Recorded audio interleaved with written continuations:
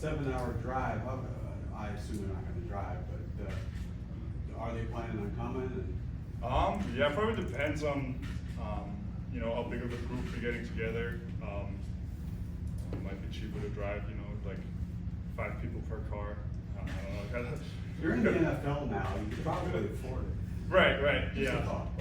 No, absolutely. But no, I think it just depends on who's deciding to go. I don't know if my grandma still likes flying or if she likes to drive.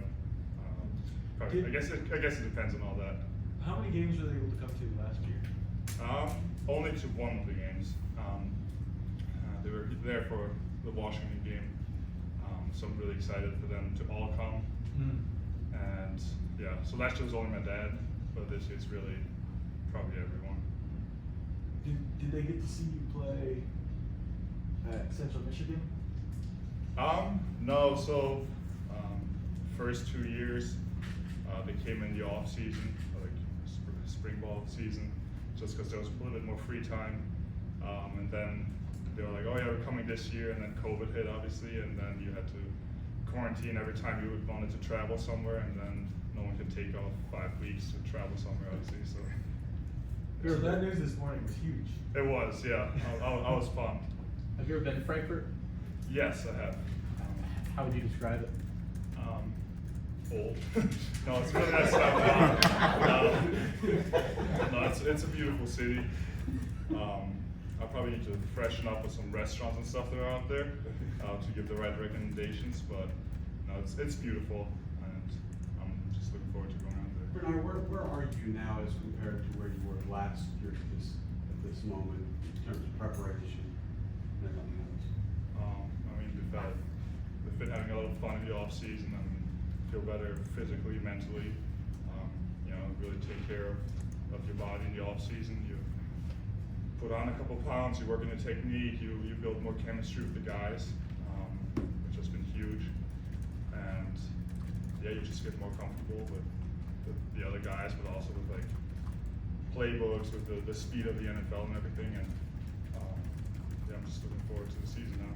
I was going to ask you, have you gained some weight? Yeah. Like, how much? 15 pounds or so. That's a lot. Definitely trying to keep that up, but continuing working my footwork, trying to keep speed as good as possible.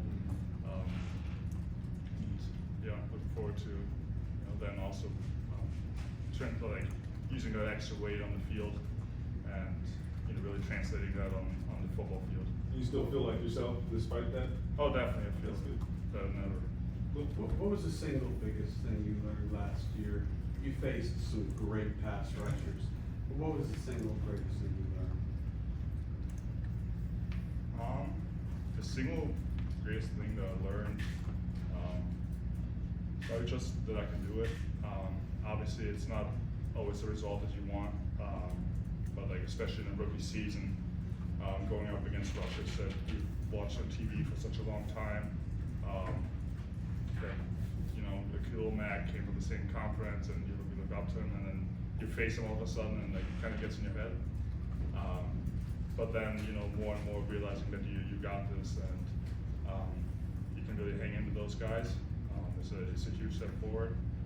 And then obviously you just got to keep the focus throughout the whole game, not let it slip up in a couple plays, and keep improving every week. What's your relationship like with Tony Sparano so far? And just getting to know him, what has he, taught you so far, and what does he see in you? I'm really excited with Coach Sparano. He's a great coach, great guy outside of the football building as well. And it's been a lot of fun getting to know him, getting to know kind of his philosophy and the way he teaches. Every coach is a little bit of a different style, but he has a lot of little wrinkles in there that he teaches us, and we've all been really enjoying him and gotten to learn a lot. How would you describe his style? Is he very vocal, or is he very detailed? Does he want you to redo something? How would you? No, he's not the type of guy that's just gonna just yell at you across the field, but he's gonna take you aside and he's gonna make sure you do it as many times as you need to until you get it right. He's not letting you get away with anything, and he's gonna make sure you get it right and you understand it, and you understand why the prep didn't work out for you or like why you did something wrong. And yeah, it's just a great coach.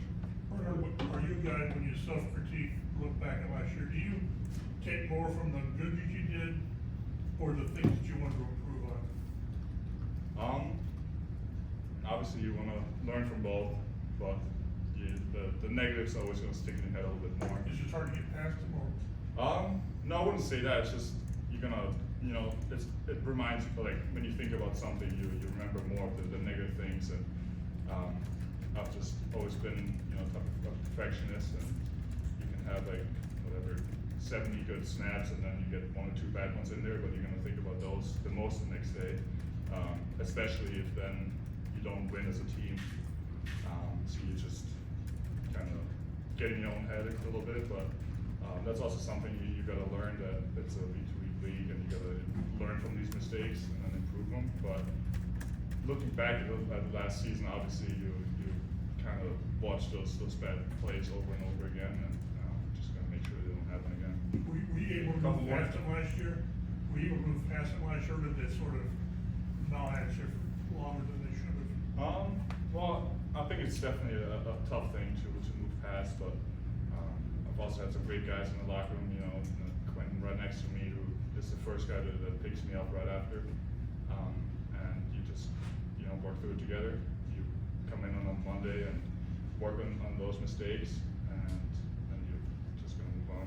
I think that was something I learned throughout the season too. Was there a moment last year when you, I'm sorry, go ahead. Go ahead. Sorry, there was a point last year when you kind of settled in, at least as far as starting every game at left tackle, to kind of let you finish it out. How much did that just continuity, consistency of reps kind of help you develop? For me, I think for every offensive lineman, it's huge to get this, you know, continuous game experience and just building the chemistry with the guys. Kind of, you know, getting the snap count down, because obviously you know the snap count, but every quarterback is, you know, slightly different. Every center snaps the ball a bit sooner or later. So just getting all that down makes, you know, doesn't only get you more comfortable back there, but it also makes the job a lot easier, because you kind of know what everyone else is doing. Piggybacking off that, was there a welcome to the NFL moment for you last year? And was there a moment when you felt like, I got this, I belong here?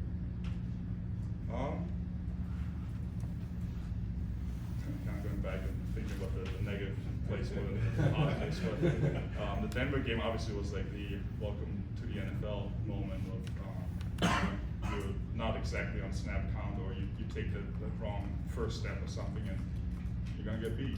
So that was definitely like that kind of wake up moment of, this is a totally different, you know, level. But And a good moment when you felt like you belonged? you know, then it's just kind of, it was kind of ups and downs. There's some games where you feel more comfortable than others. You know, New England game wasn't the game I wanted to, but then the overall was a better game. So you kind of like, oh, I got this. I just gotta lock in. I gotta, you know, correct a couple things. So it's kind of hard to point it down which ones, but then, you know, practice gets a little bit easier, and then games kind of slow down too. You mentioned Last one here. restrictions when you're at Central Michigan. Obviously, your dad was the only one that last year. Was your family able to come out at all for your high school games, or will this be the first time most of them have seen you play American football, period? So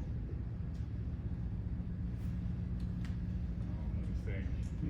My dad was here last year. No one really saw a college football game live. So last time they saw me, I was playing football for the Vienna Vikings. So that was some time ago. And yeah, that's probably, so most of my family was probably like, what, 7 years ago now or something, last time they saw me play. So I know they're excited, I'm really excited, and just really looking forward to it. So when you were still a wide receiver? Yep. Yeah, I'm pretty sure last game they watched me play was like the Austrian national championship. Caught a touchdown pass. Just made it throw it in there. No, I think that's like the last game they ever saw. But all of them have really done an amazing job of just trying to keep up with everything. And they were able to watch games online. Even though they're 6 hours ahead, sometimes they stayed up in the middle of the night, or they recorded like a TV copy and then watched it the next day, and then called me a little bit after. So it's just, I always felt that support, even with them being that far away. So you gotta get Shane to put a tackle eligible. Yeah, I might have to talk to him. Bob, last one. Okay, real quick, how do you think the people of Germany and Austria and surrounding areas will embrace American football yet again in the country? I know the sport itself is growing every year, and I know they're super excited. I know like half of my family was signing up for Germany game last year, even though I wasn't even playing there, just because they love football. I know for me personally, my first ever NFL game was in London. Steelers were playing the Vikings. It was huge for myself. Really opened up my eyes to NFL football, and I know that everyone is like super excited over there, and especially my family. All right. Do you speak German? Yes, sir. That's your language in Yeah, your country? That's yes, what I and thought. also it's German. Okay, cool. Brody, how much do you weigh now? I'm right on like between 315 and 320. Me too. Thank you.